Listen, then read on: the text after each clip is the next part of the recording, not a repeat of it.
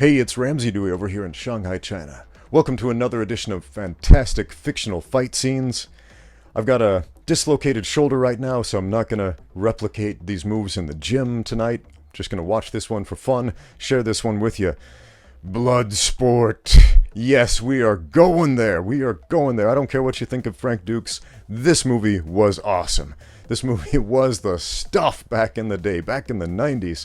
I first saw this on cable television when I was a teenager, and my eyes just popped out of my head like, whoa, I gotta learn how to do the splits so I can do that, man, that's amazing. So, this is the final fight scene between Frank Dux, the fictional Frank Dux in the movie, well, Frank Dux was a real guy, I'm saying, I should say fictionalized Frank Dux, played by Jean-Claude Van Damme, and Bolo Yueng's character, what was his name? Chong Li, the fictional Chong Li, who allegedly is based on a real person. So this is one of those controversial films that was awesome, but based on total garbage and lies as far as we can tell. But the movie was awesome. We cannot take that away. Let's take a look. Here we go.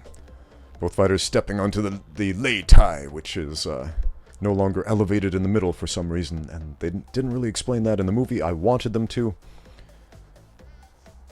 JCVD with a bit of battle damage on his cheek. They turn, they bow to the referee. I'll just call him Van Damme and Bolo Yueng. So Van Damme, he's got this personal vendetta. Bolo Yueng's character has beaten up his friend, put him in the hospital. Van Damme bows with just the neck. Bolo Yueng flexes his pecs in response. Ooh, some taunts getting in the head. Decades before Conor McGregor was doing that in the UFC. You break my record, I break your friend. Does the farmer blow to get the boogers out of his nose? That's important. If you're fighting with boogers in your nose... Oh, side kick! Right to the head, right off the bat. Oh, he pushes the referee. That should be a foul. Van Damme jumps over the referee. Flying side kick. Knocks him down. Helps the referee up to his feet. Oh, what a gentleman. Alright, he's got a very long guard. Both fighters with their hands down. Side kick to the body. Round kick to the head. He's doing some Bill Wallace level kicking stuff right here. Ooh, multiple kicks on one leg. Ooh, gets spinning back kick. Bolo Yueng shakes his head like, ooh. Gotta love these reactions. Some response from the crowd. Ooh. I love that, man. I love that. Round kick, hook kick, round kick, hook kick, round kick, hook kick without ever putting the leg down. Bolo Yueng knocks him to the floor with a single strike. Van Damme back up to his feet. Those flex and pecs again, that's important in a fight. Can't stress how much. Shin kick to the midsection. Van Damme helps himself get thrown right over there. Love this choreography. It's just one shot, and then another very short shot, and another short shot. I really want to do a remake of this with some of the guys at the gym. I think it would be amazing. But again, not today, because I've got the dislocated shoulder from sparring, man. So what else do we have? Ooh, another flying sidekick. If two flying sidekicks happen to you in a single fight, then you may have to reevaluate how good of a fighter you are. So, Chong Li is supposed to be legendary, but man, if he gets flying sidekicked in the face twice with no setup at all, how good of a fighter is he really?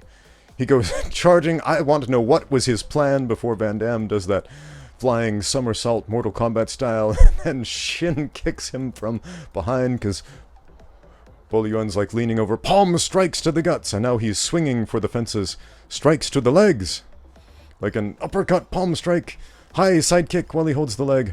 Bolo Yueng goes lying over. Van Damme's looking pretty good. He's like, okay, I'm winning. I'm gonna flex and pose mid-fight in this no-rules fight where apparently even ground fighting is legal, but they're not gonna do it because reasons. Bolo Yueng takes the blinding powder out of his shorts. Oh, he's about to cheat here. Van Damme waits patiently to get the powder thrown in his eyes. There it is.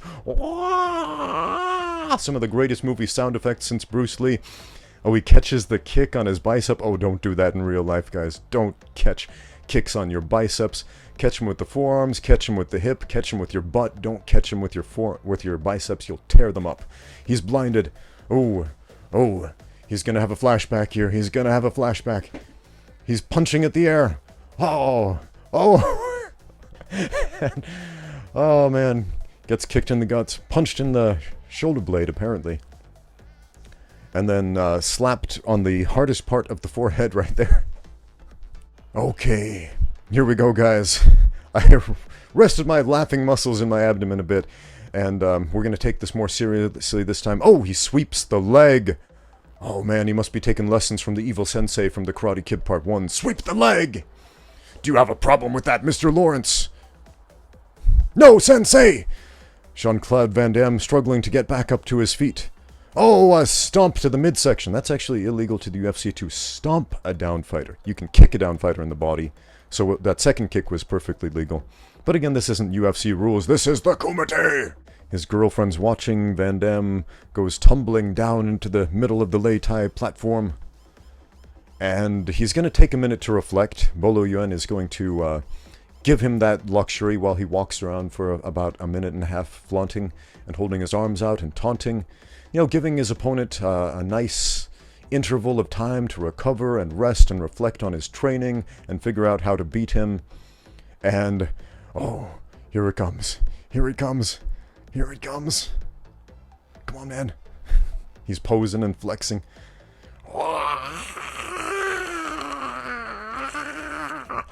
The scream that changed martial arts history forever.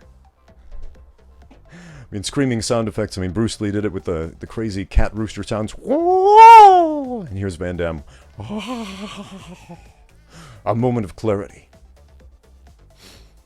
So, I've never had a fight where anybody granted me this much downtime during the match. I mean, if this was a UFC fight, for example, an MMA fight, the referee would immediately step in and say, fight, press the action, because avoiding the action is illegal in mixed martial arts under unified rules. You just can't do it. Anyway, he's having a reflection on his blindfold training. He's like, wait, I've actually trained for this. I know how to fight blind. Hi-ya! Kneeling sidekick to the midsection as the bad guy stands there very still and motionless. I love that. I love how choreography was in the 90s. You know, it set my expectations way too high for what a real fight would be. When I started fighting for real, it was like, whoa, these guys are not standing still like in the movies to let me do my fancy 360 spinning kicks on them. Van Damme protecting the referee, even blind, protecting the referee like, let me save you, referee, from the bad guy.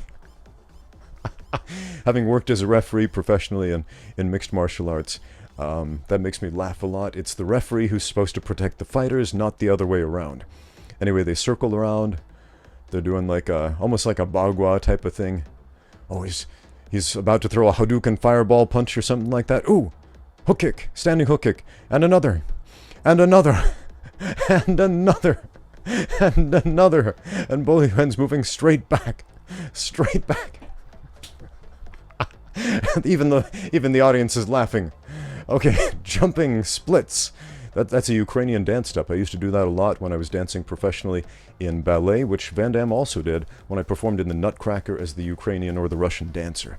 Another flying sidekick to the midsection. Man, that's 3 flying sidekicks. And the flying helicopter kick. Oh man, the kick that changed movie history forever. And since then, Van Damme had to do this move in every single movie. We're going to pause right here for just a minute to talk about the helicopter kick. Helicopter kicks. So many helicopter kicks everywhere.